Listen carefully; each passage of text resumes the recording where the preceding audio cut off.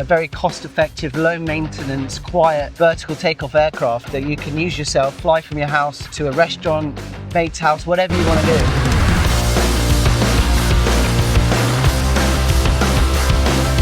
Alright Michael, what is this aircraft behind us? So this is the Axe. It's a two-seat, vertically capable aircraft. So that means it can do a conventional runway takeoff, but also a vertical takeoff as well. Fully electric. We're also doing a hybrid version. We're also doing an unmanned version as well. So what about the speeds and distance? What do you get out of this electric drone? The fully electric version is a 100-mile range, and the hybrid version, which has a small gas turbine in the back, which is has an alternator that generates 65 kilowatts continuous power, that's around 300-mile range. And how fast are you going during that? So the cruise speed's 90 miles an hour. Comparing this to any other sort of aircraft, any other sort of drone, what's special about your drone? So we've got these two large wings, so it's quite a unique configuration. It's called a canard configuration. So we've got the canard wing at the front and the main wing at the back. And so we've gone for a very much conventional fixed wing design, which means in forward flight, you're basically flying completely on aerodynamic control surfaces. So we've got an elevator on the canard here, and then ailerons on the main wing, and then a rudder on the fin. And then we've got a clever transition mechanism that takes it from that sort of hover mode to forward flight.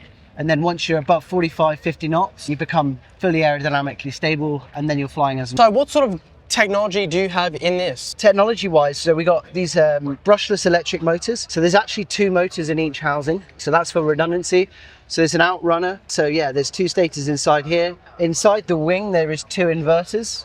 So again, each motor has its own inverter. And then in the fuselage, there's 16 separate battery modules. So wow. Each motor has 4 battery packs. So there's again redundancy from a battery pack level. You do auto takeoff, auto landing, complete autopiloted missions. It's very much technology agnostic. And that flight controller is again, triple redundant. So it's got 3 separate cores.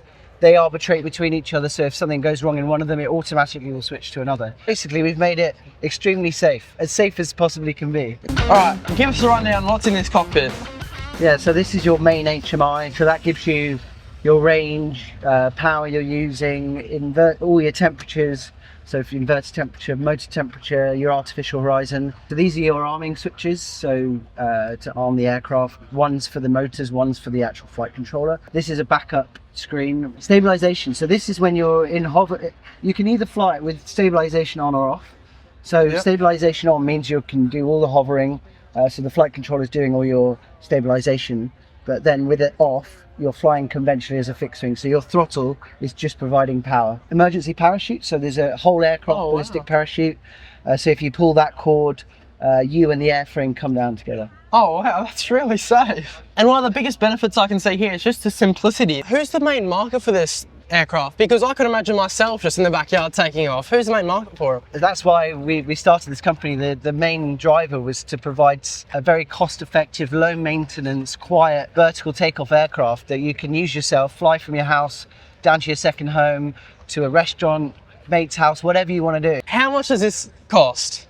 We aren't finalised on the price just yet, but I can give you a ballpark. So we're looking to produce it and deliver them for around 400,000 US. So we're here in Oshkosh in the United States, and I noticed it says UK experimental on the side. Are you guys building them here in the US or only in the UK? So we are a UK-based company. So this aircraft has only been flown in the UK so far. We're going to be flying it in the US later this summer. So it's going to be signed off by the FAA as an experimental aircraft for us to do demonstrations, etc. later this year. Our biggest market is the US. If people want to find more about this aircraft, more info, and about you guys, what you guys do, where can they find you? Sure, we're at www.skyfly.aero. Make sure you go check these guys out. It's an absolutely awesome aircraft they have here and so much new sort of tech in there.